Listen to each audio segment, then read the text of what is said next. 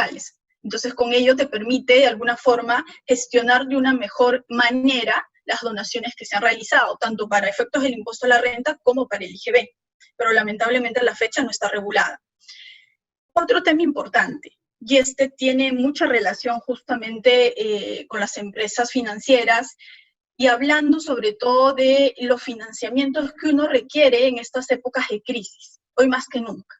Siendo así, diríamos, por ejemplo, de que uno se puede apalancar, ya sea de terceros o partes vinculadas.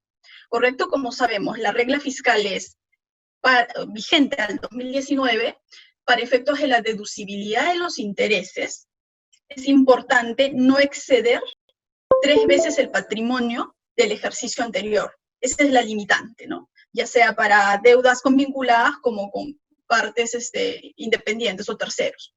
Sin embargo, ocurre algo particular. A partir del 2021 la regla será distinta. El límite será el 30% del EBITDA fiscal, ¿correcto? Sin embargo, en este contexto hubiese sido ideal que esa norma se prorrogara o por lo menos sea más flexible, ¿no? Porque claramente muchos van a acudir a financiamientos, como lo vienen haciendo. Pero si tengo esa norma detrás, de alguna forma me va a impedir y probablemente tenga que hacer un cálculo de una adición estimada y colocarlo en la DJ anual. Entonces, ciertamente no me está ayudando del todo a poder superar esta crisis o por lo menos sobrellevarlo de la mejor forma. ¿Correcto?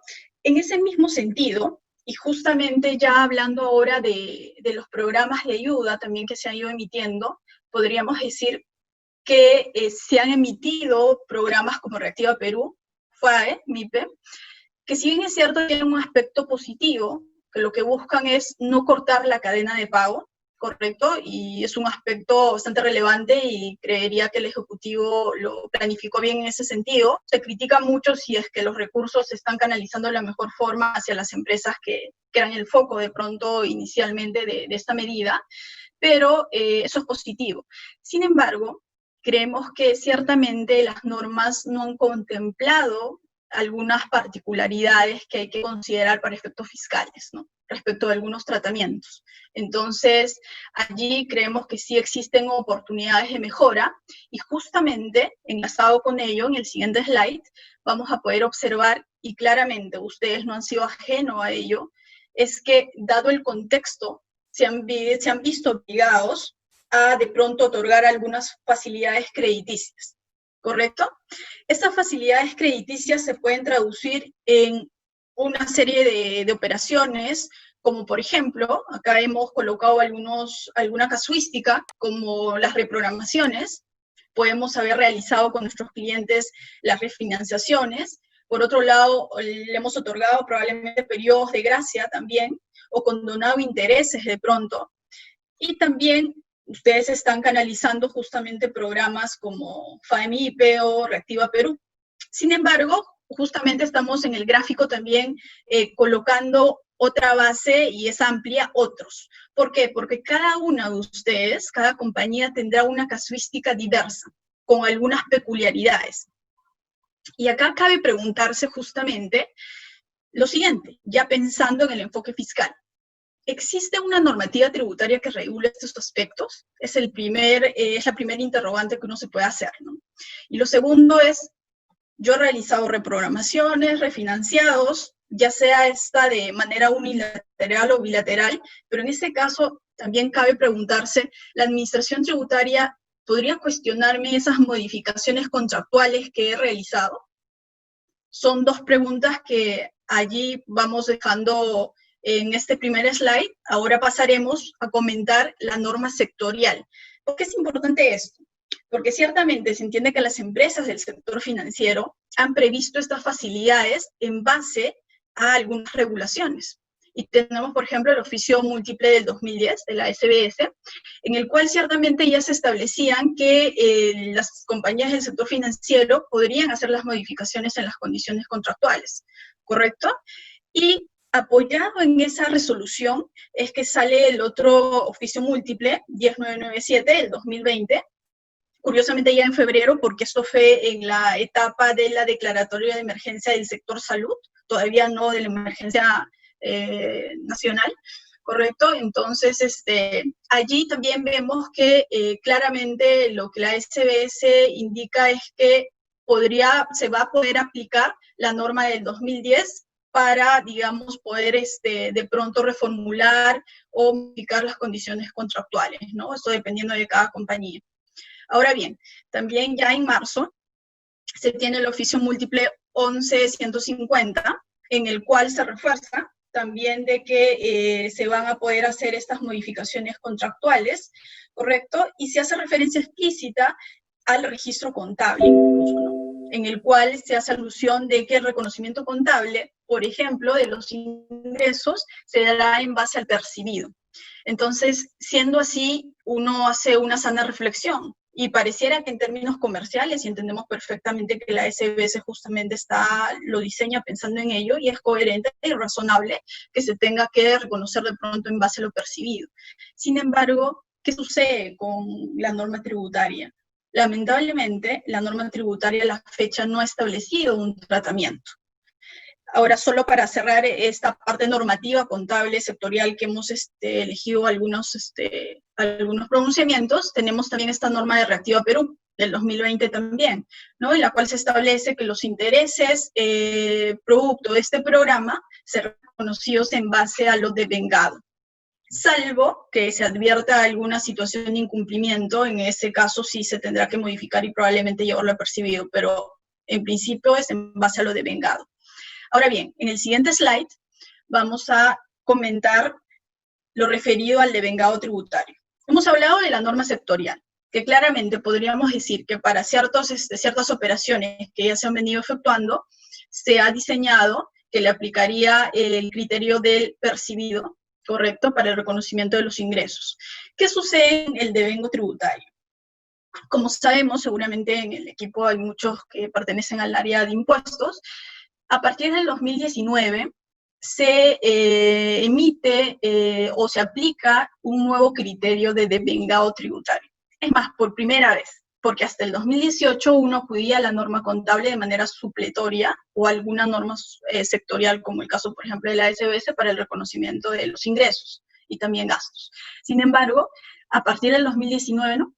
Eso cambia, ¿no? Y tal es así que la normativa del impuesto a la renta recoge una regla general de devengo, que en buena cuenta indica que el devengo se origina cuando surgen los hechos sustanciales, salvo que exista alguna condición suspensiva o algún hecho o evento futuro, ¿correcto? Esa es la regla general. Sin embargo, luego también la norma precisa que dependiendo de cada operación, habrán o existirán algunas reglas específicas. Por ejemplo, ¿no? Tenemos para enajenación de bienes, tenemos para prestación de servicios. Claramente ustedes se encontrarían en prestación de servicios a un plazo de pronto determinado, porque van fijando con sus clientes cronogramas, ¿correcto? Entonces, como vemos, ya existe una norma aplicable desde el 2019 para el devengo tributario. Sin embargo, para instituciones financieras, después de mucha discusión, allá por el 2008, se establece justamente una regla de excepción. ¿En cuanto a qué? En cuanto a los intereses en suspensos por créditos vencidos. Entonces, siendo esta excepción la única, que por lo menos a la fecha ha sido recogida en la normativa del impuesto a la renta, que indica que para efectos del reconocimiento de intereses en suspenso a nivel tributario, se regirá también por la normativa contable, vale decir, en base a lo percibido. ¿Correcto? Ahora bien, otro punto a tener en cuenta en este análisis es, ¿qué sucede? Y claramente la pregunta va en ese sentido, ¿no? Yo estoy reprogramando créditos que no han vencido, es más, también puedo estar refinanciándolos, entonces en ese contexto yo no podría regirme bajo esta norma, bajo esta regla de excepción. Entonces tengo que seguir aplicando la norma general, vale decir, hacer mi evaluación y hacer un cálculo como si no hubiese pasado nada. ¿Es lo que debo hacer? Y la otra pregunta es, en caso dejase sin efecto y digo, no me aplica la regla de excepción, tampoco la regla general, sin embargo, también además de ello existe una norma de presunción en la ley del impuesto a la renta, en la cual se presume que todo préstamo te genera ciertamente intereses, ¿correcto? Así estos hayan sido o pactados o no, y te lleva incluso a poder nivelarlo hasta la tasa de la TAM, ¿no? Entonces, en ese contexto se complica más el escenario, ¿no? Vale decir, si una compañía de pronto está pensando en no reconocer o diferir, por ejemplo, ¿no? En el reprogramado, diferir al momento el reconocimiento contable, también el tributario, hay que tener mucho cuidado, porque ciertamente para efectos tributarios existen estas normas particulares, que si bien es cierto, no abarcan cada caso, pero podría incluso SUNAT aplicar una presunción en el peor escenario.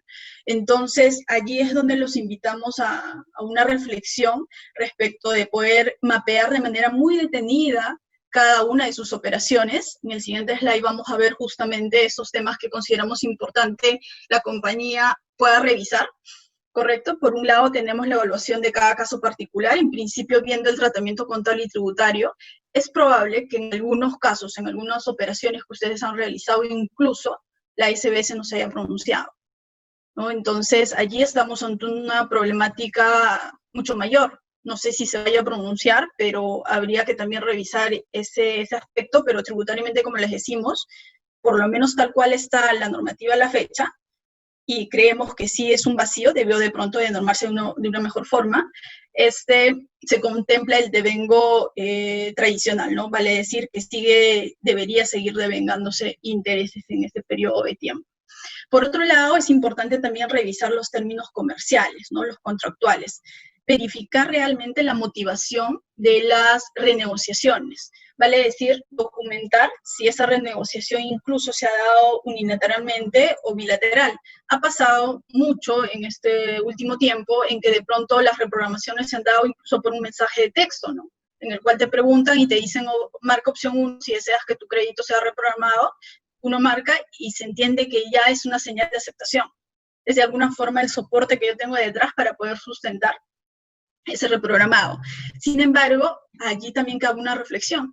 En verdad ello basta para poder yo diferir la obligación tributaria al último momento, al percibido. Lo natural para efectos fiscales es que se entiende que el interés, al ser el costo del dinero en el tiempo, entonces ciertamente sí se va devengando. No corto mi devengo tributario. Entonces, más bien habría que ver si en alguna de las figuras que ustedes han aplicado podría existir más bien que la obligación tributaria aún no se haya generado. Entonces, en ese caso sí de pronto podríamos analizar que sí se pueda diferir hasta el momento del percibido, ¿no? Eso habría que mirar. Por otro lado, es importante también precisar que esta diferencia de tratamientos contable y tributario claramente pueden generar partidas conciliatorias en la determinación de la DJ, lo cual va a generar un impuesto a la renta diferido y hay que tener un control minucioso. Y un punto importante, y que sí los invitamos también a analizarlo, es la automatización. Vale decir, en caso efectivamente las compañías concluyan de que el efecto fiscal debe ir con el tratamiento, digamos, del devengado, según la normativa del impuesto a la renta, entonces habrá que realizar un cálculo vía papeles de trabajo, el mismo que debiera ser automatizado. Ya que estamos en el mundo de la tecnología, sugerimos hacer ello para no perder el control, ¿no? Nosotros, por ejemplo, manejamos justamente en este punto unas herramientas, Tax Technology, que nos permite hacer este tipo de controles. Con gusto, en algún momento, si es que tuviesen esta inquietud, podemos conversarlo. Perfecto. Entonces, en esta parte queríamos hacer una reflexión respecto de la coyuntura y sobre todo por algunas facilidades que ustedes hayan podido otorgar a sus clientes, para ahora centrarnos en el segundo bloque, que es la gestión de liquidez. Ok, gestión de liquidez en buena cuenta, centrado en créditos tributarios, por ejemplo, regímenes de aplazamiento y fraccionamiento, también en cambios o facilidades respecto de los pagos a cuenta que se han estado dando, ¿correcto? Y también en algunos casos vamos a ver modificaciones en el impuesto a la renta, ¿no? En la ley. Siguiente, por favor. Ok. Entre los créditos tributarios, claramente podríamos tener, y seguramente han podido mapear también, los saldos a favor que cada compañía presenta. ¿Qué sucedía hasta años anteriores, de pronto antes del COVID, ¿no? Uno tenía bastante temor de que ante una solicitud de devolución, SUNAT le aperturara un procedimiento de fiscalización. Y por eso a veces no se realizaba con mucho ímpetu, digamos, este procedimiento de solicitudes, pero creemos que hoy en día hay que valorar mucho los flujos, ¿correcto? Entonces, siendo así, los invitamos a hacer un análisis minucioso, incluso de sus cuentas contables, para poder ver qué créditos tienen. Más allá de las declaraciones juradas, hay que conciliarlos claramente con las cuentas contables y realizar un procedimiento ahí de aseguramiento, ¿no? de créditos que uno tiene, que puede ser de impuesto a la renta, puede ser de ITAN, hemos visto en algunos casos que tienen allí un ITAN involucrado importante, y que podría solicitarse claramente en devolución, y ahora todo más sencillo, ¿no? Porque uno lo puede hacer vía mesa de partes virtual. Entonces, siendo así, bueno, primero hacemos esa revisión, vemos si tenemos saldo a favor y podríamos solicitarlo en devolución. Tenemos también otra forma de gestionar, que es la liberación de fondos de detracciones, que ahora toca en julio hacer esta liberación. La SUNAT no ha establecido ningún mecanismo para anticipar ese periodo, habrá que esperar a julio de pronto para poder verificar y liberar esos fondos. Otro punto importante es la compensación de créditos. ¿Qué sucede? Este es un tema interesante y que ciertamente a partir del 2020 tiene una forma de ser canalizada. Vale decir, yo puedo tener un saldo a favor del impuesto a la renta del 2019, ¿correcto? Tradicionalmente teníamos únicamente dos formas de compensación o utilizar ese saldo. ¿Correcto? En el PET o marcas la devolución de saldo a favor, o por otro lado eliges la compensación contra los pagos a cuenta, que se van dando en el tiempo. Sin embargo, siempre uno se hacía el interrogante, mediante el Código Tributario, en verdad, está permitido también presentar a solicitud de parte una solicitud de compensación. Entonces, ¿por qué me podrían impedir compensar el saldo a favor de renta contra otros tributos? Era una interrogante que viene de hace tiempo. Es así que en el 2016 se pronuncia la Corte Suprema y falla a favor del contribuyente, le da la razón.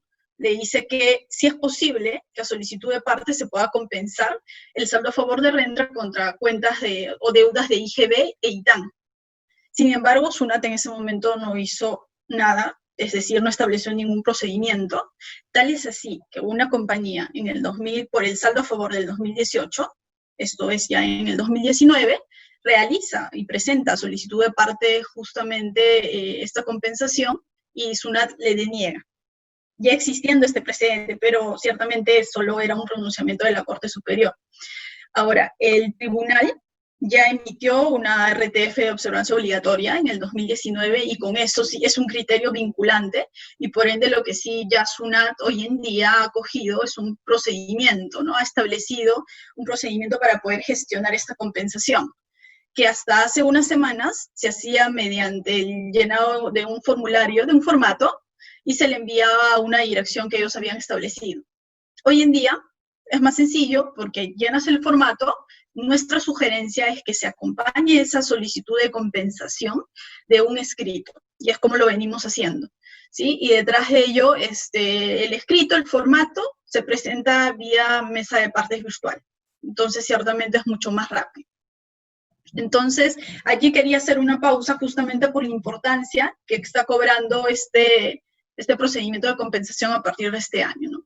En cuanto a las obligaciones tributarias, solo precisar que efectivamente hay que ponerle mucho foco a la base imponible de la determinación de las obligaciones tributarias, en algunos casos también verificar si es que uno puede justamente gozar de los beneficios de pronto del aplazamiento, de las prórrogas que se han establecido también para la presentación de las DJ, ¿no?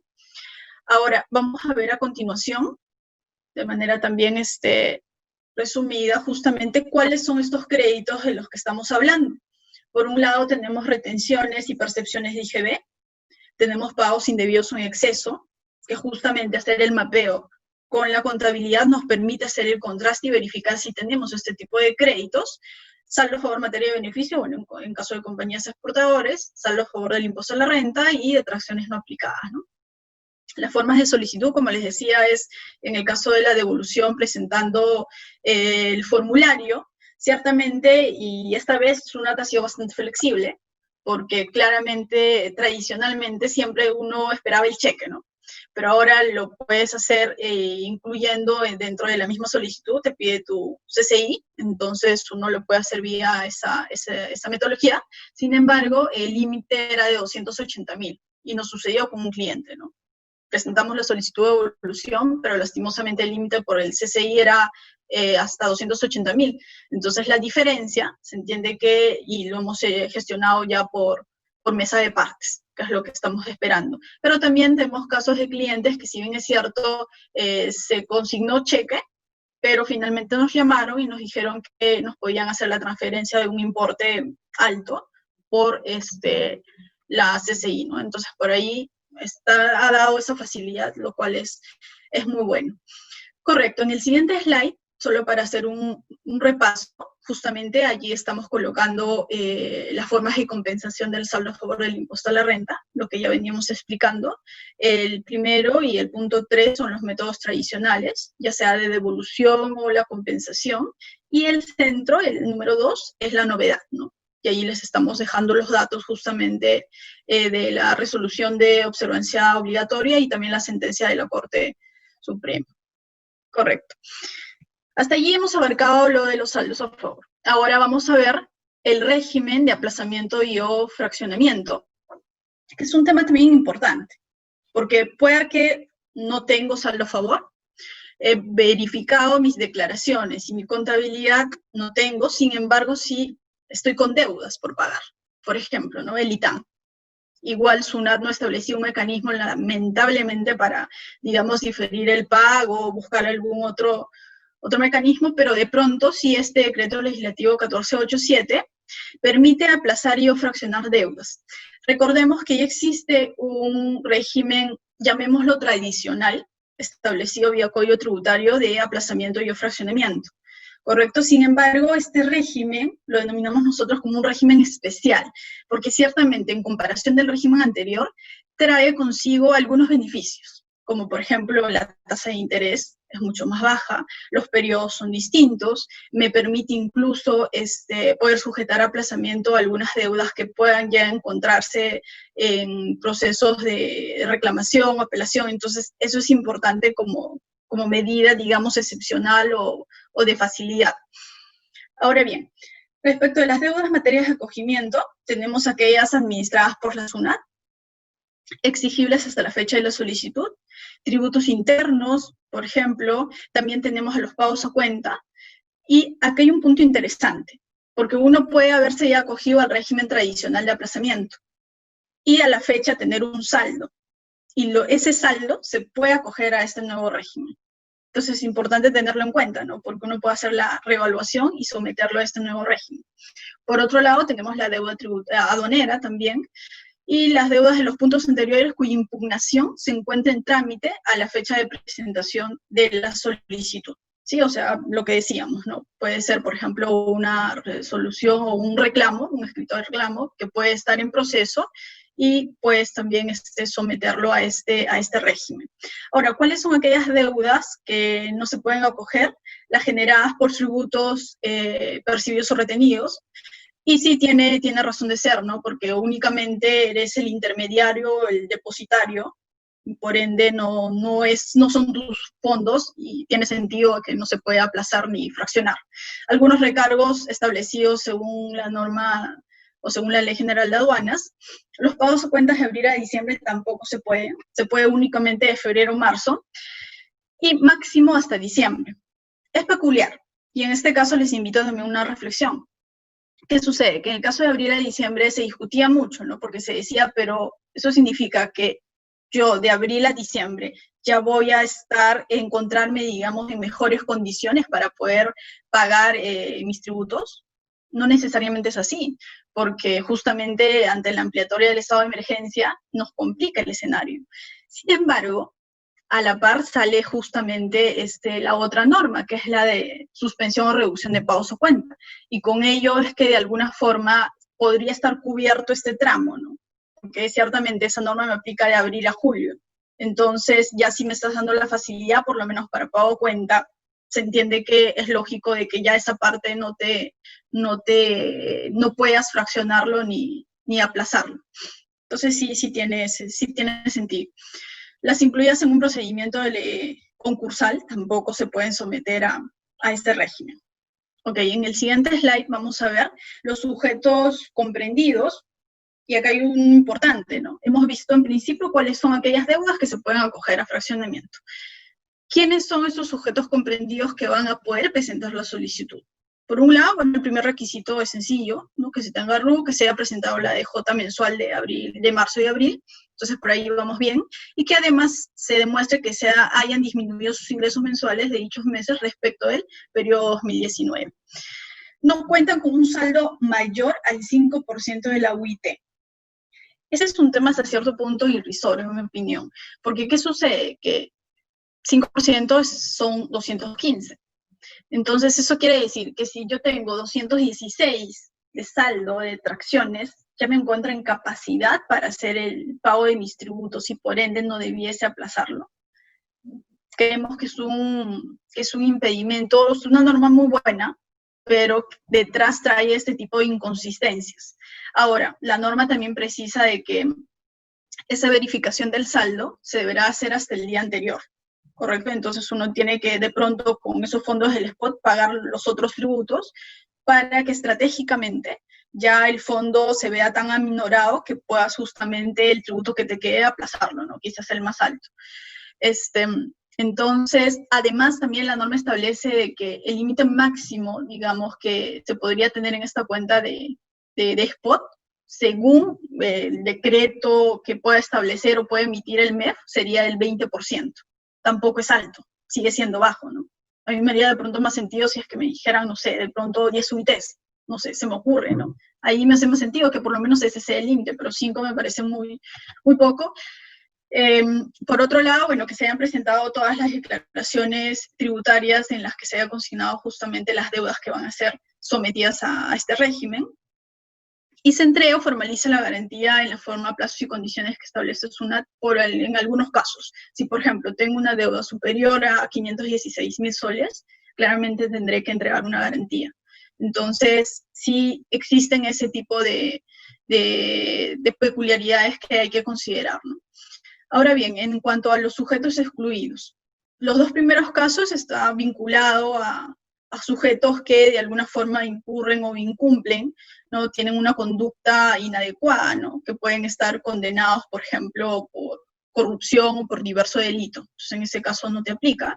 Y tampoco aplica a las entidades del sector público nacional, salvo aquellas que realicen actividad empresarial.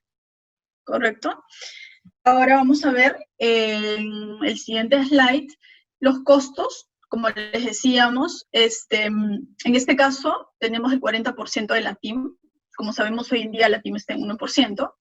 El régimen tradicional está en 80%, acá estamos en 40%, entonces por allí estamos ante una norma de beneficio. Por otro lado, tenemos los plazos, que para el caso de aplazamiento será de 6 meses, aplazamiento y fraccionamiento, 6 de aplazamiento y 30 de fraccionamiento. Solo fraccionamiento hasta 36 meses. ¿Por qué se hace toda esta división? Porque ciertamente yo puedo en paralelo fraccionar o aplazar diversas deudas, claramente, de diversa índole, pero lo puedo hacer, ¿correcto? O sea, puedo presentar varias solicitudes.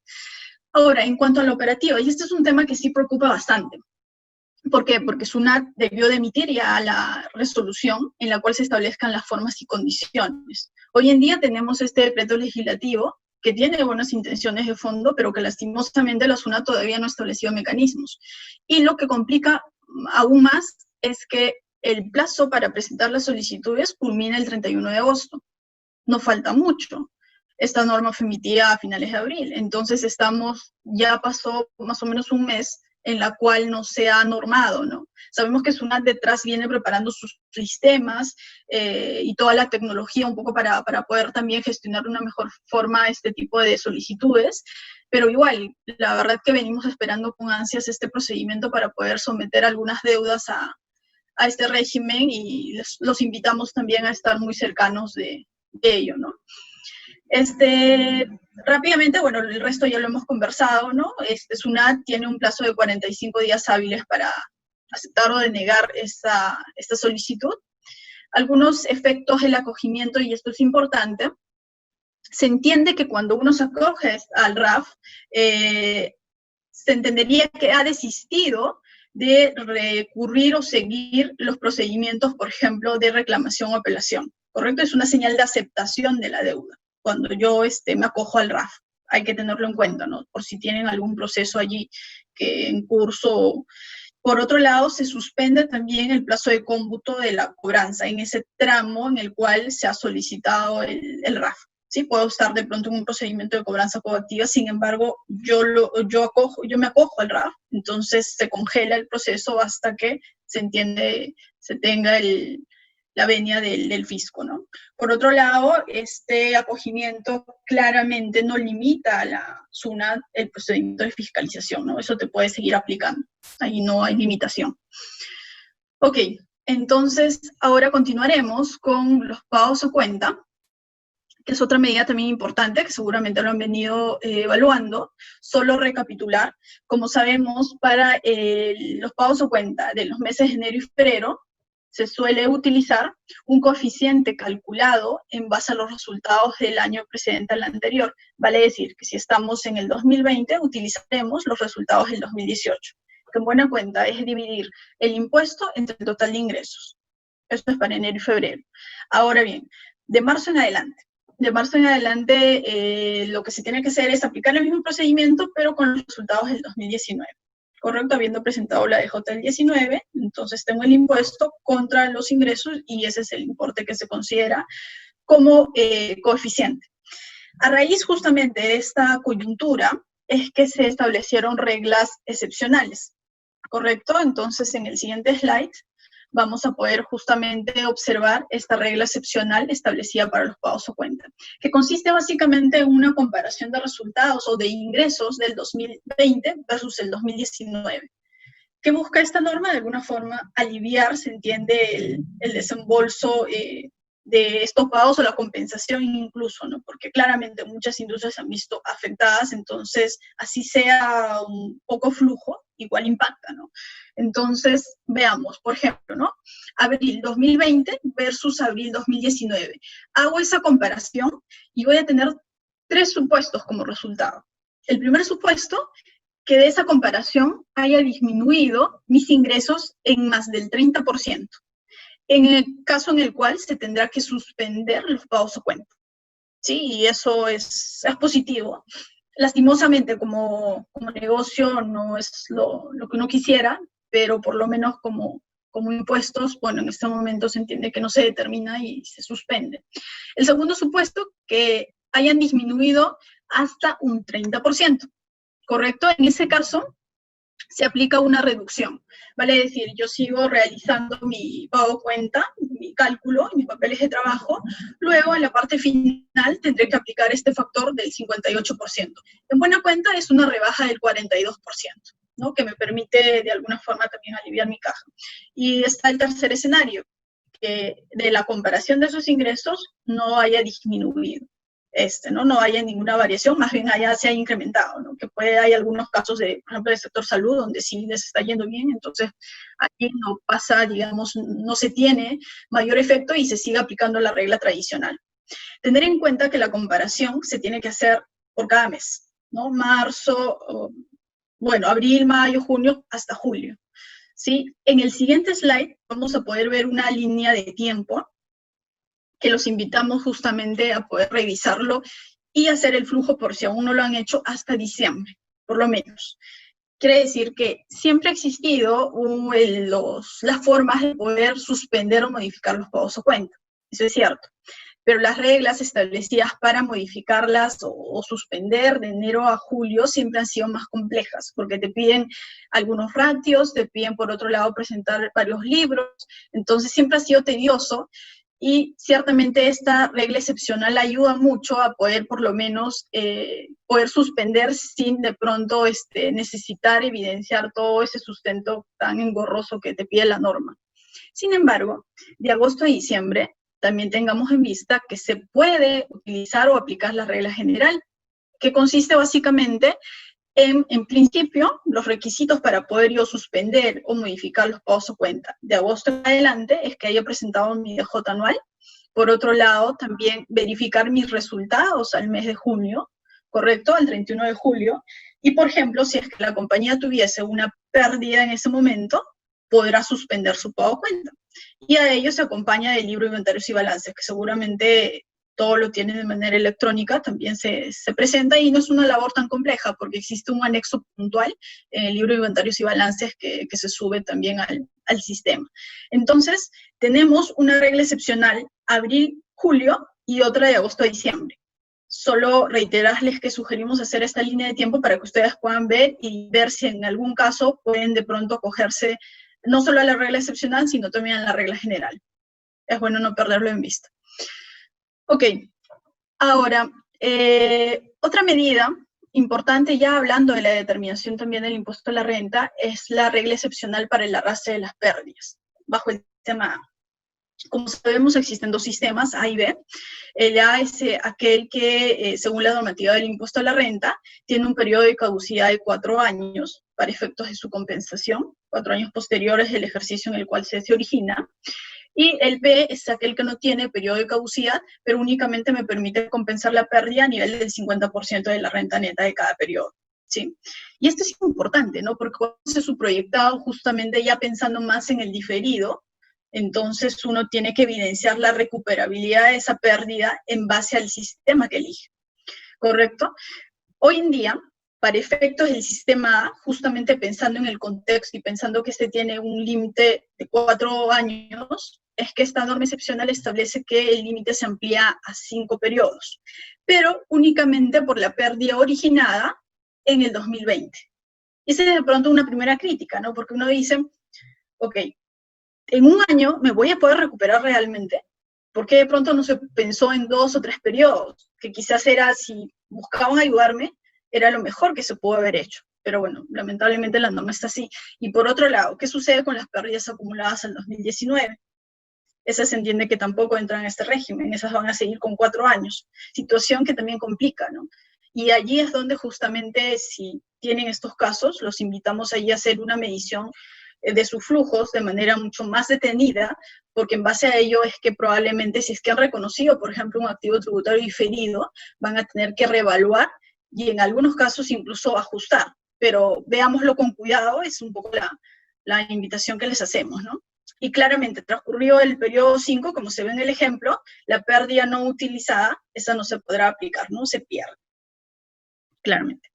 Ok, a continuación vamos a hablar acerca del régimen especial de depreciación, que es otro punto sí importante también en búsqueda de estas facilidades, sobre todo promover la inversión privada, ¿no? Que es lo que esta norma establece.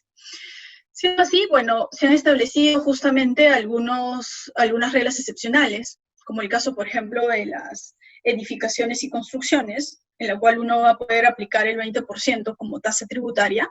Es una regla similar a la que ya existía en algún momento ya por en el 2016, ya con anterioridad, digamos, este tipo de reglas ya fueron utilizadas, ¿correcto?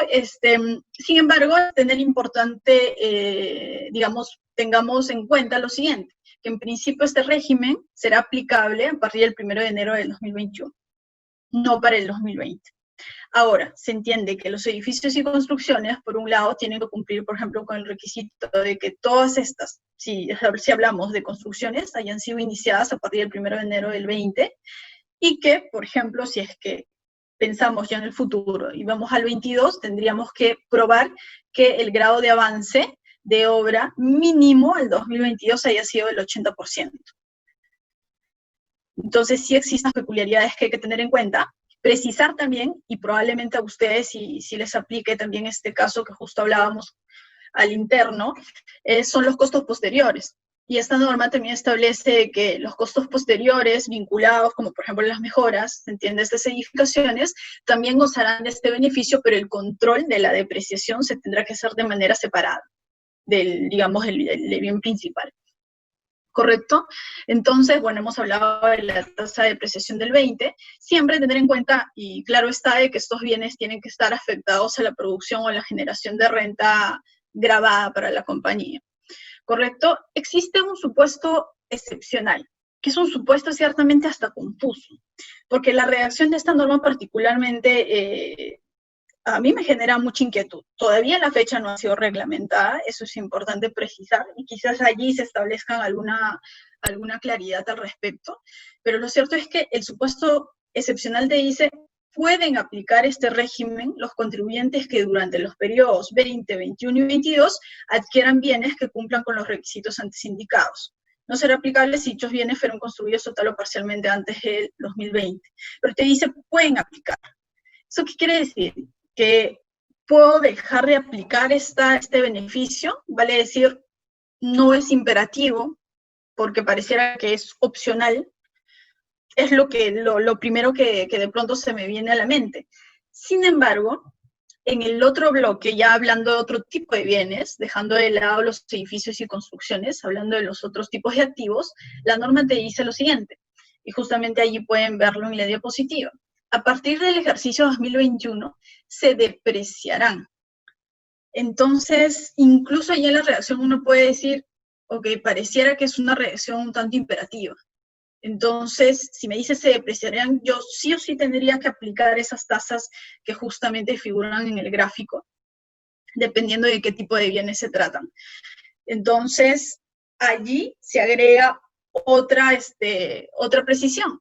La norma, en una de sus disposiciones finales, indica de que esta norma se aplica en tanto no contravenga ninguna otra norma establecida en la ley del impuesto a la renta. Y ciertamente no se hace alusión a la contabilización. Como sabemos, hoy en día el régimen aplicable para para depreciaciones es que ciertamente se puede utilizar como depreciación deducible solo aquella que se encuentre contabilizada para activos distintos a edificaciones, ¿correcto? Entonces, uno dice, ¿qué sucede si contablemente, por ejemplo, esos equipos de procesamiento de datos lo voy a depreciar en un 30%, pero esta norma me indica 50%, esa parte no contabilizada la voy a poder tomar vía deducción? Quizás el reglamento haga alguna precisión, pero más allá de eso, decimos, pero si es una norma de beneficio, debería de poder de alguna forma permitirte justamente realizar esa deducción vía DJ. Debería. Pero bueno, no sabemos, esperemos que sinceramente que el reglamento pueda recoger ello. Por otro lado, también existen, como vemos, estamos haciendo un comparativo allí de tasas del 2021 en adelante y las vigentes a la fecha. También precisar, pues, que es una norma que ciertamente está buscando ponerse más en una realidad incluso ambiental, ¿no? En el caso, por ejemplo, de los vehículos de transporte terrestre, que tienen cierta tecnología, le han otorgado una tasa un tanto más razonable, en términos más reales, también para aquellos vehículos de transporte que utilicen energía pues, eléctrica, ¿no? Tienen un tratamiento distinto, maquinaria y equipo también, aunque la tasa del 20% solo precisar que era una tasa que existía para algunos sectores, como por ejemplo minería y hidrocarburos, y podían ya aplicar la tasa del 20%. Siendo así, bueno, nuestra reflexión acá es que todavía existen algunos vacíos que esperemos sea recogido por el reglamento, solo tener cuidado, sobre todo, por ejemplo, con este tipo de reacción, ¿no? Si me dice para el caso de equipos de cómputo se depreciarán, entonces yo tendría que depreciarlo sí o sí al 50%, o en verdad se debe entender como una tasa máxima y yo puedo elegir. ¿Y qué va a pasar con la contabilización que habría? Estoy más que segura que seguramente el reglamento lo recogerá. En el siguiente slide vamos a poder ver justamente la otra normativa particular que se establece en este mismo decreto legislativo, referido a los activos fijos de hospedajes, agencias de viaje y turismo, restaurantes y otros. Correcto, acá también, nuevamente, ¿no? En este caso, la redacción de la norma indica lo siguiente: para edificios y construcciones en este sector se depreciarán durante los ejercicios 21 y 22, te dice con tasa del 20%. Imperativo, pareciera. Pero no hace mucho sentido, ¿no? Porque lastimosamente este tipo de negocios hoy en día naturalmente van a generar pérdida y uno no sabe hasta de acá cuánto tiempo se recuperarán. Entonces, siendo así, si es una norma imperativa, además me obliga a incluir una deducción, no necesito ciertamente un escudo fiscal. Entonces, todo eso me genera una enorme pérdida tributaria. ¿En qué momento yo voy a hacer, digamos, justamente voy a verificar el grado de recuperabilidad de esa pérdida? Por allí se complica la situación. Entonces, hasta cierta forma, uno podría interpretarlo como una norma contradictoria, ¿no? Me busca ayudar, pero en este caso es un sinsentido la forma como lo han redactado, honestamente.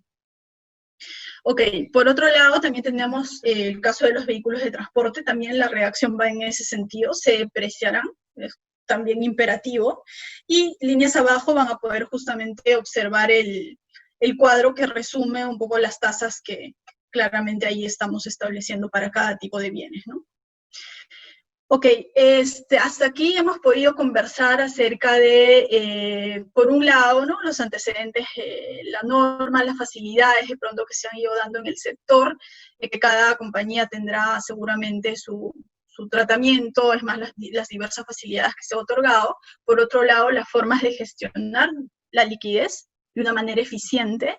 También tenemos las modificaciones en el impuesto a la renta. Hay otras modificaciones más que hay que ir revisando igual de cara a diciembre, ¿correcto? Y nosotros gustosos de poder de pronto tener alguna otra charla posterior para poder ampliar algún tema adicional, quizás el programa Reactiva Perú de manera más completa. Vamos a estar muy atentos a lo que ustedes requieran, y bueno, a continuación cedo la palabra a Edgar Vera y agradecerles por su tiempo y estaremos atentos a sus inquietudes. Gracias. Bien, Miluska, muchísimas gracias y gracias realmente a la Federación. Muy buenos días con todos. Para mí y en general para KPMG es un gusto siempre compartir con ustedes estos temas en materia tributaria. Antes de iniciar con mi exposición en esta segunda parte, que prometo no tomar mucho tiempo, solamente quería recordarles que tienen la oportunidad de hacer sus consultas a través de Q&A en el propio Zoom. Ya tenemos algunas preguntas ahí que una vez que termine la exposición vamos a irlas respondiendo. Y antes de iniciar quería solamente dar algunos puntos con relación a la excelente exposición que ha tenido Miluska, ¿no? Poner de repente ahí un poquito mi grano de arena en la conversación. Y quería destacar 3 puntos, digamos, voy a resumir en 3 puntos la exposición de Miluska que me parecen súper interesantes. El primero, como bien Miluska había comentado, se tenía mucha expectativa de la normativa que iba a salir publicada. El Estado en general creo que ha tenido una muy buena reacción con el tema de COVID-19 y el estado de emergencia en el cual nos encontramos. Nosotros hemos tenido muchas expectativas con relación a los temas tributarios que iban a salir publicados. Sin embargo, efectivamente, como mencionó Miluska, se quedaron algunos temas en el tintero que quiero, y bien ella lo ha manifestado, que quisiera puntualizar, ¿no? Yo creo que hay 2 temas muy importantes que quedaron en el tintero. El primero fue el tema de subcapitalización, ¿ok? Que si bien no impacta directamente a las empresas del sistema financiero, porque las empresas del sistema financiero no entran a esta regla de subcapitalización, quienes sí entran son los clientes de las empresas del sistema financiero, ¿ok? Y digamos, esta regla lo que dice es que una empresa no puede endeudarse más allá de 3 veces su patrimonio. Ya llámese si esta deuda es producto de una empresa vinculada o se trata de un préstamo bancario. Esa es la regla general. Y a partir del próximo año, esta limitación ya no va a ser en función al patrimonio, sino 30% del EBITDA tributario, o sea, de la utilidad operativa de la renta neta tributaria. Entonces, ahí hay 2 aspectos importantes. En estos momentos de COVID, en donde todos sabemos que lo que necesitan las empresas es un poco de aire, oxígeno para seguir operando, no romper la famosa cadena de pagos, y es ahí donde nacen estos programas tipo Reactiva Perú, que lo que buscan es inyectar a los diferentes sectores de la economía peruana el capital o la liquidez necesaria para seguir operando. Es donde las normas no han encajado, o al menos las normas tributarias no han encajado del todo, o no se han hecho del todo los cambios necesarios, ¿no? Entonces nos encontramos con esas normas de subcapitalización que llevan a los clientes de ustedes a comenzar a medir estas limitaciones en la deducibilidad del gasto de los intereses financieros. Y es más, el próximo año vamos a tener que comenzar a regular eso en función a la utilidad tributaria, pero hay que comenzarnos a pensar, ¿y de qué utilidad tributaria estaríamos hablando? Si es que digamos, la economía no se reactiva. De repente muchos de nuestros clientes comiencen a generar pérdidas y esas pérdidas sean pérdidas tributarias y justamente el Estado hizo un cambio, me parece oportuno, para ampliar en algo la utilización de pérdidas hasta 5 años, pero en el caso de los gastos financieros, donde yo voy a tener que fijar un límite en base al 30% de la utilidad tributaria, si no hay utilidad tributaria, entonces no me voy a poder deducir gastos financieros. Entonces ahí yo creo que hay un entrampamiento que es importante, que ojalá se pueda ver y ojalá se puedan tomar algunas medidas para ser un poquito más flexibles con relación a esta norma. El otro punto que también quería comentarles era con relación al tratamiento que tienen estas, y que Miluska ha comentado a raíz de Reactiva Perú y todas estas reprogramaciones, refinanciaciones que se vienen dando en el sistema financiero en términos generales. Ojo, que digamos, el tratamiento tributario no es solamente por COVID. Por COVID lo que se está, digamos, activando es que existe un mayor volumen de refinanciaciones, reprogramaciones, o que sean las propias empresas del sistema financiero que traten de dar mayores facilidades a sus clientes. Pero, digamos, las reglas tributarias no han cambiado. Las reglas contables en algo han cambiado.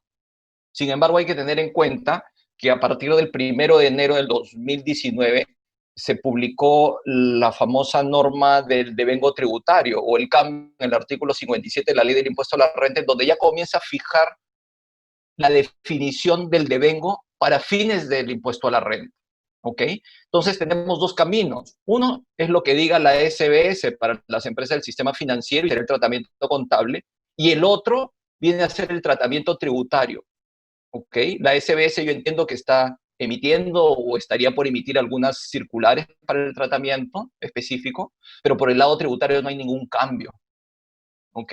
Y ahí es donde nos entrampamos y en donde, digamos, todos los cambios que se están buscando para la reactivación de la economía, de alguna manera tienen pequeñas anclas al no modificarse las normas tributarias, ¿no? Entonces, un tema importante que quiero dejar aquí como comentario es que no solamente es el tema por reprogramaciones o refinanciaciones a raíz del COVID.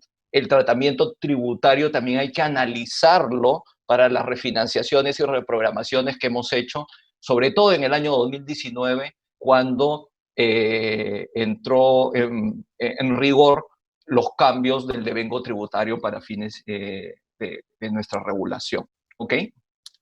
El segundo punto que también quisiera comentar es con relación a la optimización de créditos. Y efectivamente, al igual que el caso anterior, hay algunas cosas nuevas que sí se han publicado. Le hace el tema de los pagos a cuenta, que ayuda mucho. Ahí se tiene que ver caso por caso, si llegas a los umbrales que te, digamos, comparando con los ingresos del año anterior, si has verdaderamente tenido una caída en tus ingresos, pues hay ciertos beneficios que van hasta la suspensión del pago a cuenta o la reducción de cerca del 42% de los pagos a cuenta.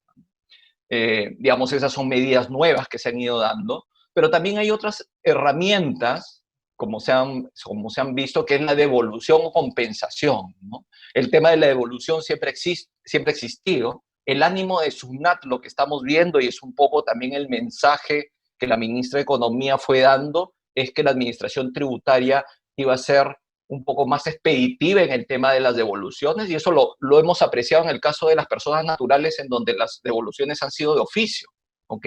En los casos de personas jurídicas, como bien ha mencionado Miluska, hemos visto muchos casos, sobre todo de nuestros clientes, en donde se han logrado las devoluciones. En ese sentido, digamos, los temores antiguos que teníamos, oye, una devolución de SUNAT hay que mirarlo con mucho cuidado. Sí, hay que mirarlo con mucho cuidado, eso es lógico, pero no hay que negarnos a esas devoluciones y son herramientas totalmente válidas, ¿no?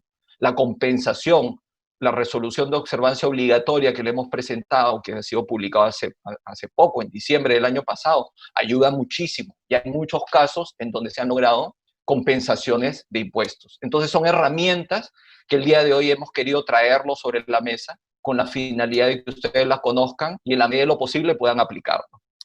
Y bueno, y finalmente, haciendo este resumen de lo que hemos tratado, son los famosos cambios tributarios, ¿no? Yo creo que los más importantes ahí fueron el tema de la pérdida tributaria que ya hemos visto, bueno, se amplió un año más. Particularmente me hubiese gustado, digamos, tener un poco más de tiempo, porque este año, sinceramente, como van las cosas, creemos que los resultados no se van a dar. El próximo año esperemos que se den, pero tampoco se avisora bien. Entonces, yo creo que ampliar la utilización de la pérdida tributaria en un año puede ser insuficiente. Sin embargo, digamos, es la norma que se ha dado y hay que convivir con ella, ¿no? En el tema de la depreciación, como bien dice Miluska, yo creo que un dato importantísimo es, y sobre todo para ustedes, en donde tienen muchos temas de remodelaciones o implementaciones de agencias, no necesarias sus oficinas administrativas, pero los temas de agencia, podrían utilizar estos beneficios de aceleración de tasas tributarias, ¿no? Ahora, digamos, también es importante hacer un análisis si me conviene o no me conviene tomar tasas aceleradas, tengo que analizar bien cuál es mi situación en el año. Si ya estoy generando una rebaja importante de los ingresos o estoy generando pérdidas, pues me convendría más diferir y no utilizar este beneficio de acelerar la depreciación, ¿no? Son temas de análisis que se tienen que ir evaluando caso por caso. Y creo que lo más importante también es, y esperemos que en el reglamento salga algo al respecto, es con relación a esta, digamos, contradicción entre que me permiten acelerar o tomar mayores tasas tributarias, ¿ok? Para de alguna manera permitirme la deducción del gasto más rápido, y por otro lado este candado o esta restricción que se dan para determinados activos, que es que la depreciación esté contabilizada. Entonces ahí es donde no hace mucho sentido, ¿no? Este beneficio, si es que la administración tributaria va a aplicar ese candado que está en la ley del impuesto a la renta, en donde la depreciación de algunos activos tienen que estar contabilizados para que sea deducible para fines del impuesto a la renta, haría de que esta norma o este beneficio publicado a raíz del COVID no tenga razón de ser, ¿no? Sin embargo, creemos que para fines del reglamento estamos esperando algunas correcciones o algunos apuntes que nos permitan hacer mucho más viable estos beneficios. ¿Ok? Bien, eso era con relación al resumen de los cambios más importantes que se dieron a raíz de COVID. Y en esta oportunidad, ya alejándonos un poquito de los temas de COVID, queríamos presentarles este tema del estándar común reporte. Y queríamos presentarles el tema del estándar común reporte porque la sensación que vemos nosotros en el mercado es que no se está mapeando muy bien este tema. Y este es un reporte cuyo vencimiento tiene ahora, en el mes de julio, ¿ok? A continuación vamos a ver qué es el famoso estándar común reporte, ¿ok? Y el estándar común reporte fue aprobado en su momento por la OECD. Ustedes, como saben, el Perú está tratando de entrar a esta organización de cooperación, la OECD, y se hicieron muchos cambios en el pasado con la finalidad de ingresar al OECD o que Perú forme parte del grupo, alinearnos a las reglas de la OECD, llámese temas de precios de transferencia, bajo temas, por decirlo, de la subcapitalización, son recomendaciones de la OECD. Y una de las recomendaciones de la OECD, ¿ok? Y que ha sido aprobado y que lo aplican en muchos países, es el intercambio de información. Entonces, este reporte, el estándar común reporte, o como se conoce a nivel mundial, el famoso CRS, es el reporte de intercambio que van a tener las administraciones tributarias en el mundo o quienes participen de este intercambio para proporcionar información, ¿no?, de los no domiciliados que tengan cuentas en nuestro país. ¿Ok? Bien, siguiendo con la exposición a continuación, ¿qué es lo que se ha dado en el Perú? En el Perú ya se viene trabajando desde el año 2016 con una serie de cambios, ¿no? Justamente para adecuarnos a este reporte y que el Perú puede estar camino a la OECD. Uno de los primeros cambios fue inclusive en la ley de bancos, ¿no? En la ley de bancos se introdujo y se incorporó un nuevo artículo, el 143A, en donde permite, o digamos de alguna manera, sí, permite a la administración tributaria solicitar esta información a las empresas del sistema financiero, ¿no? Porque inicialmente cuando nacieron estos temas de reportes o intercambios de información y los temas de FATCA, comenzamos a levantar la mano con el tema del secreto bancario. Bueno, salieron estos cambios y en la propia ley de bancos se establece que las empresas del sistema financiero van a ser requeridas por la administración tributaria para proporcionar esta información. Otro cambio importante que se fue dando fue también en el Código Tributario. En el Código Tributario se implementó la facultad de fiscalización, ¿no? En uno de los acápites de la facultad de fiscalización se le da la potestad a la administración tributaria para que ellos puedan requerir esta información a las empresas del sistema financiero. Ya en el año 2018 y 2019 comenzaron a salir el reglamento de qué información, en qué consiste la información que tiene que ser publicada, y en el año 2019, el año pasado, ya se publicó la normativa para presentar la declaración. ¿Ok? ¿Quiénes están obligados a presentar esta declaración? A continuación presentamos quiénes están obligados, y más allá de leer la lista, yo creo que lo más importante es que ustedes conozcan es que las instituciones financieras son responsables, o sea, ustedes forman parte de un grupo de entidades que tienen que presentar esta información a la administración tributaria, ¿ok? Y hasta ahora hemos hablado de qué trata el intercambio, de qué trata el reporte, pero ¿qué es lo que debemos reportar exactamente? Y a continuación presentamos lo que la norma ha definido como cuentas reportables o personas reportables. Y digamos, para ponerlo en sencillo, lo que requiere la administración tributaria es que nosotros, o digamos las empresas del sistema financiero, entre otros, porque también ahí entran las empresas de seguro, podamos identificar a aquellas personas naturales que tengan cuentas abiertas con nosotros, pero que sean residentes de otros países, de otras jurisdicciones. ¿Eso qué quiere decir? Que si existe una persona, un español, ¿ok?, que ha abierto una cuenta en una caja nuestra, pero él reside en España y paga sus impuestos en España, sería una persona reportable por el hecho de que tiene una cuenta en el Perú con nosotros. ¿Ok?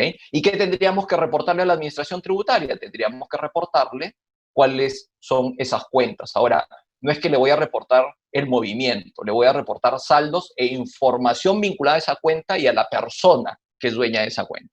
Y esto con la finalidad de que posteriormente la administración tributaria pueda compartir esa información, digamos, con las otras administraciones tributarias a nivel mundial y con los cuales el Perú tenga acuerdos de intercambio de información. ¿Ok? A continuación, ¿qué es lo que tienen que hacer las empresas del sistema financiero?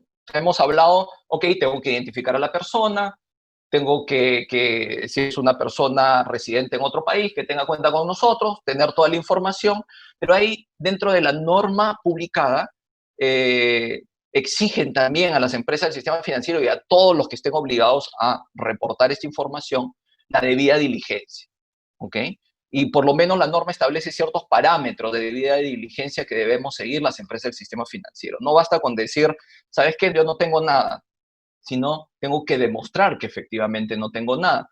Y lo mínimo que exige la norma es lo siguiente, ¿no? Hasta el año 2018, ¿ok? Hasta el año 2018, todas aquellas cuentas que ya existían en el banco y que lógicamente, como antes no existían estas regulaciones, no existía FATCA, no existía este reporte común, nosotros no teníamos la diligencia de tener toda la información que se nos requiere. Entonces, conocedores de eso, la normativa lo que hace es establece un corte y dice, ok, no hay ningún problema. Si tú no tienes ese conocimiento, por lo menos trata de conseguir la información, ¿no?, que nos permite identificar, y eso digamos que son informaciones mínimas que cuando una persona abre una cuenta siempre existieron, de poder identificar a las personas que sean no domiciliadas o que sean extranjeros y que puedan calificar bajo la norma como no residentes en el Perú y tengan que ser reportados. Entonces la normativa comienza a exigir a las empresas, ¿no?, hacer esa debida diligencia, o sea, ese trabajo de poder investigar, de poder ver en sus registros si es que podemos detectar a una persona, y llámese persona natural o jurídica, ¿no? Y con la persona jurídica vamos a tener que ir a sus representantes legales, inclusive entramos a beneficiarios finales, que fue también una de las declaraciones que se tuvieron que presentar el año pasado en diciembre, ¿no? Pero digamos, por lo anterior, es la debida diligencia de obtener esa información.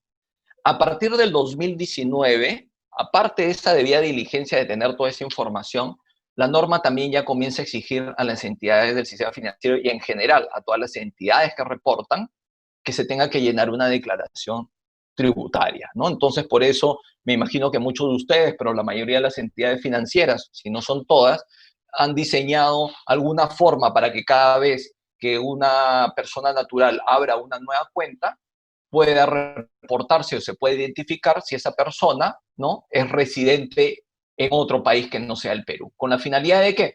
Si eres residente en otra jurisdicción, pues vas a tener que proporcionar mayor información a las entidades del sistema financiero con la finalidad de poder cumplir con el reporte.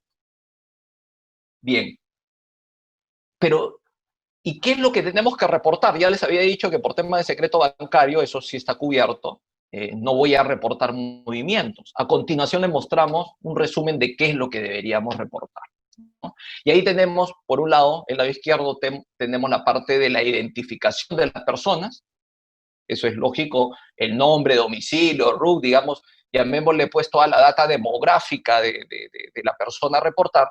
Del lado derecho ya viene la información de la cuenta, ¿no? Vamos a tener que reportar el número de la cuenta, los saldos, los rendimientos.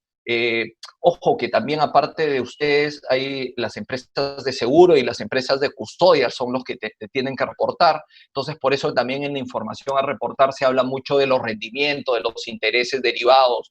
En el caso de seguros, ustedes saben que hay muchas estructuras que manejan los seguros en donde no solamente es cobertura, sino tiene cobertura e inversión. Entonces, por esa razón es que también se incluyen a las empresas de seguro para los temas de reporte.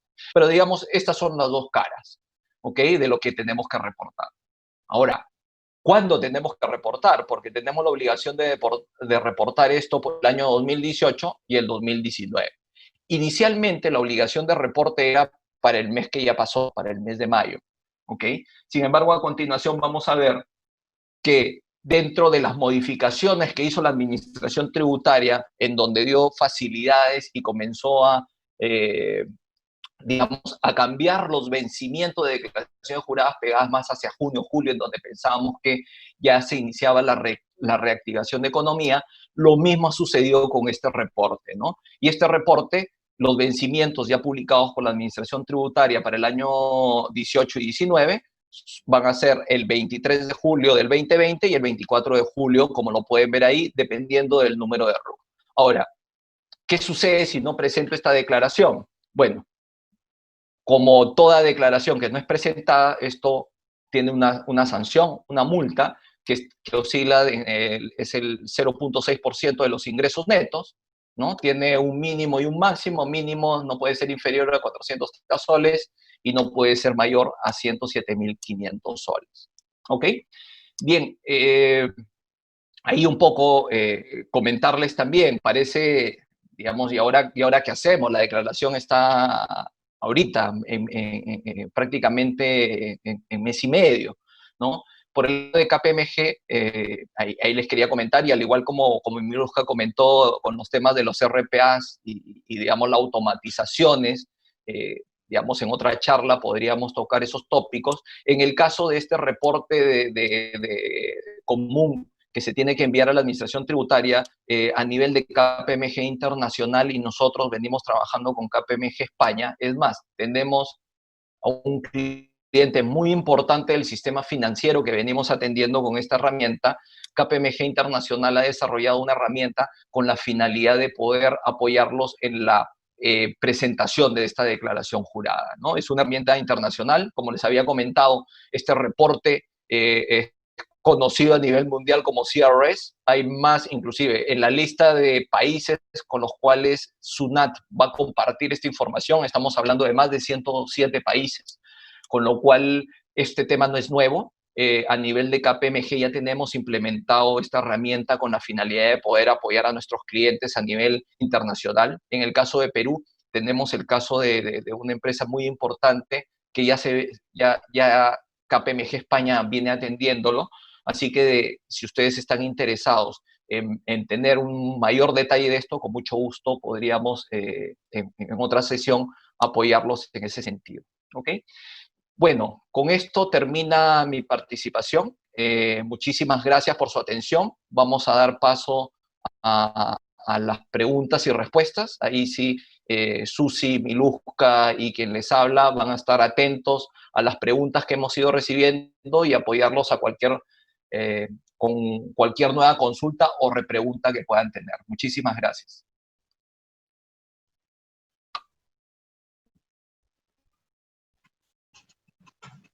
Sí, hemos estado, Edgar, ya recibiendo algunas preguntas. Eso está muy bueno. A ver, vamos leyéndolos. Son preguntas muy interesantes. A ver, en principio nos consultan acerca de a qué periodo corresponde el interés pagado de una cuota de préstamo semestral de octubre a marzo. El gasto se deduce el próximo año, es decir, entiendo la inquietud viene por el periodo de vengo, ¿no? Si sería, por ejemplo, el periodo 2020 o sería en el 2021, ya que involucra ciertamente 3 meses de cada año. Es una pregunta sumamente interesante, toda vez que los cronogramas son fijados de distinta forma, ¿no? Mensual, trimestral, semestral, entre otros. Sin embargo, hay un tema de fondo tributariamente que es importante tener en cuenta. Como decíamos, y bien lo recalcaba también Edgar, la normativa del devengado tributario rige a partir del 2019, en el cual se establecen algunas pautas puntuales, por ejemplo, para el reconocimiento de devengo en caso de prestación de servicios, como sería el caso de las compañías. Entonces, y aparte, existía en ese decreto legislativo una disposición final en la cual se hacía alusión de que ese criterio de devengado no le era aplicable en caso estas compañías se rigieran bajo un régimen sectorial, vale decir, las normas SBS, por ejemplo. Sin embargo, el reglamento del decreto legislativo 1425 precisó y dijo, no, únicamente me refiero a lo sectorial cuando se haya normado un tratamiento tributario sectorial. Y para el caso de ustedes, está únicamente normado para los intereses en suspenso por créditos vencidos, ¿correcto? Porque inicialmente nos generó también esa duda, vale decir, si la SBS me indica bajo el percibido, ¿debo también reconocerlo bajo esa forma o en verdad cómo debiera ser esa evaluación? En ese contexto, existe para la evaluación, digamos, de la prestación de servicios, dos formas, ¿no? Por un lado tenemos aquellos servicios catalogados como, o son medidos por grado de realización, o algunos de ejecución continuada.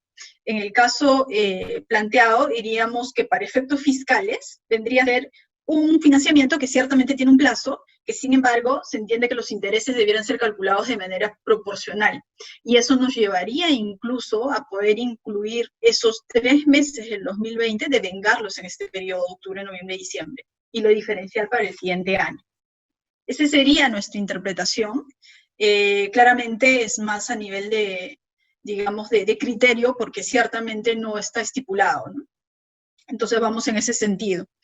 Ahora bien, la segunda pregunta está orientada al programa FAEMIPE y también Reactiva Perú. Como sabemos, esos tienen un periodo de gracia de 12 meses, ¿correcto? A partir del periodo 13 ya se va computando los intereses. Es una pregunta bastante bien interesante, como la primera.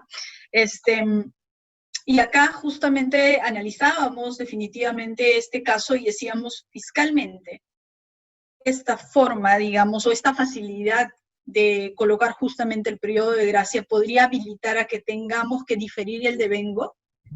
Creemos en principio no, porque de la misma forma, ¿no? El servicio se está dando, únicamente se ha diferido para justamente de pronto promover esta ayuda, la facilidad de pago. Entonces, tributariamente el escenario es un tanto más complicado, discutible sí, por eso decíamos que las normas, si bien es cierto, por el lado positivo han estado pensando en la ayuda social, sin embargo, creemos que no han sido implementadas de manera completa, ¿no? Porque de pronto allí pudo haber sido un buen momento de que el decreto legislativo también recogiera un tratamiento tributario particular y dijera, por ejemplo, para efectos fiscales también se empezará a computar de pronto el devengo a partir del periodo 13. Debió ser, creería, de esa forma y era más razonable, pero así como está, a la fecha incluso nos llevaría a interpretar que el devengo se va dando incluso antes de esos periodos, ¿no? Y más aún con este artículo 26 de la norma de renta que conversamos al inicio nos complica aún más el escenario. Correcto. No sé si en estos puntos, Edgar, deseas complementar algo más para pasar a la siguiente pregunta.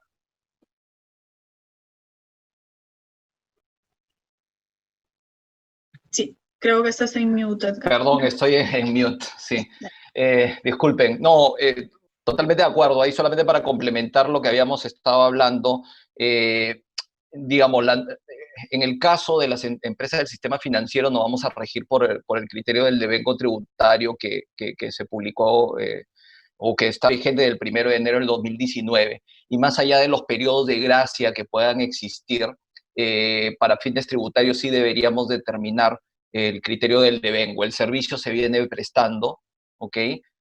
Por más que estemos negociando con los clientes periodos de gracia o dándoles facilidades de pago, debemos entender qué es eso, facilidades de pago, ¿no? El ingreso o el devengo para fines del impuesto a la renta lo vamos a tener que considerar desde el momento en que hacemos el desembolso. Ahí comenzamos a prestar el servicio de crédito. Entonces ahí justo con Miluska veníamos hablando y qué utilizamos para calcular esos intereses tributarios, porque de alguna manera vamos a tener algo que llamamos el interés financiero contable y el interés tributario. Y ayer bosquejando un poco de ideas, nos íbamos con la ley del impuesto a la renta y intereses presuntos que te fija una tasa, y por otro lado también comenzamos a pensar que de repente podríamos llegar hasta las NIF, ¿no? Porque si esto es tributario, normas de SBS no le aplican, tendríamos que ir a NIF e inclusive hablar hasta de temas de costo amortizado, como para poder determinar un cronograma tributario, para llamarlo de alguna manera, y de esa manera llevar un control del devengo, digamos, de vista SUNAT y el devengo de vista SBS, ¿no? Ese era un poco el comentario adicional en ese aspecto. Ok, de acuerdo, Edgar. Tenemos otra inquietud respecto de la compensación del ITAN e IGB. Nos comentan que, bueno, utilizaron justamente este formato especial respecto a esta resolución de la observancia obligatoria de 2019 para compensar el IGB incluso no domiciliados, lo cual está muy bien. Sin embargo, y lamentablemente SUNAT les habría rechazado.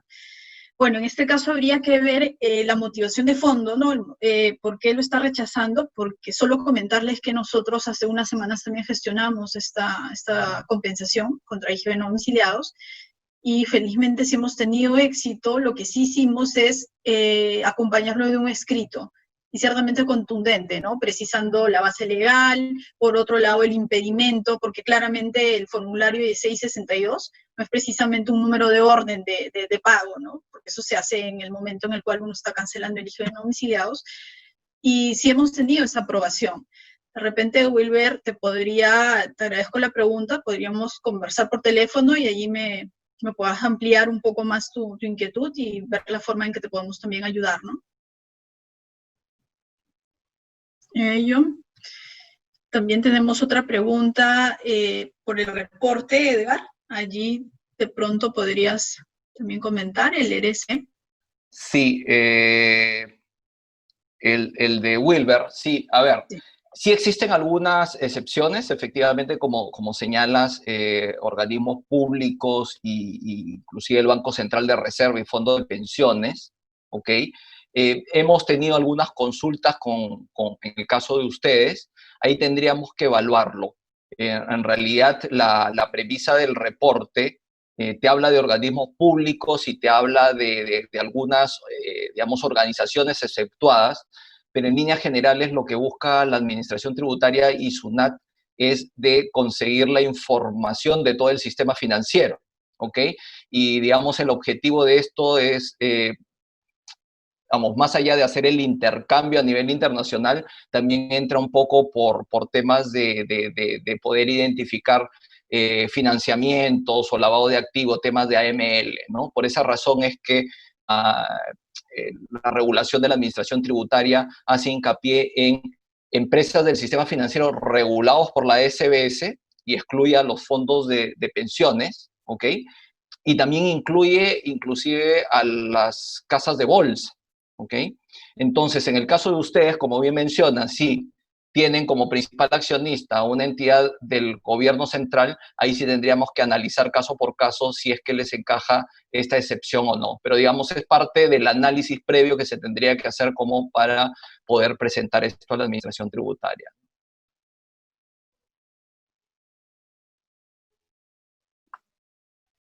Ok.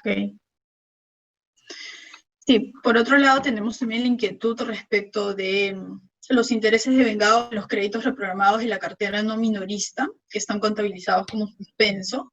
Sin embargo, se tratan de créditos vigentes, ¿no? También interesante, definitivamente, ahora volvemos a la excepción recogida en el impuesto a la renta, que si bien es cierto refiere a intereses en suspenso, pero claramente únicamente por créditos vencidos, ¿no? Entonces, nosotros somos de la opinión que en este caso el devengado tributario igual seguiría su curso, ¿no? No se espera, digamos, al momento del percibido. Esa es de pronto nuestra opinión, y habría que ir repasando cada caso particular, ¿no? Como por ejemplo las cuotas congeladas, entre otros, también habría que ir mirando. Sí, no sé si por ahí tienes alguna otra más mapeada, Edgar, alguna otra pregunta. Sí, la siguiente es muy parecida a la anterior, ahí nuevamente hay que revisar, como dicen acá, si es 100% de un organismo público, ver si la definición de organismo público dada por la regulación encaja para el accionista, ¿no? Digamos, es parte del análisis que hay que hacer caso por caso, ¿no? Después hay otra pregunta más, dice, quisiéramos opinión con respecto a los intereses de vengado de los créditos reprogramados de la cartera no minorista, ¿ok? ¿Qué es lo que acabamos de hablar? Exacto, que están contabilizados, es lo que acabamos de hablar. Y otra más dice, igual los intereses de créditos que no se puedan reprogramar, que congelaron sus días de mora y se vienen reportando como vigentes, tal como quedaron a febrero. Digamos que eso también es muy parecido, ¿no? Digamos, una cosa es el reporting y la parte contable fijada por la SBS, y otro es el análisis del punto de vista tributario, ¿no? Desde el punto de vista tributario, en la medida, y hay que ver otra vez caso por caso, cuál fue la acción que se tomó con el cliente, ¿no? Porque si yo reprogramo o firmo algún tipo de nuevo contrato, le tendré que dar un tratamiento diferenciado. Pero otra vez, lo tributario va a seguir siendo y va a seguir su camino en función al devengo, ¿no?